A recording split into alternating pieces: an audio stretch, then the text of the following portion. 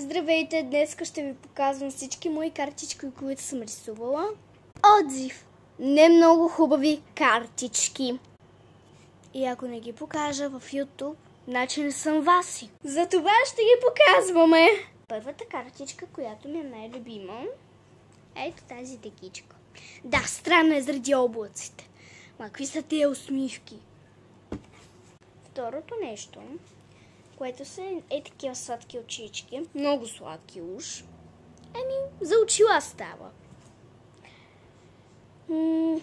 Трето, което ще покажа, ето тази хубава къщичка. Да, малко е надраскана, знам. Като бях на 5 годинки, нарисувах много добре. Бях на 5 годинки и нарисувах иероглиф. Моя собствен. Или така. Напишете ми в коментарите как е правилно. Така ли е правилно или така? Въобще не разбирам. Защото аз 100 години ще се возя с 100 иероглиф. Последните картички са много сладурски. Това са сърчета с различни цветове. Нещо като дъга. На всички. А ако ви харесва мазата, сложете още един лайк.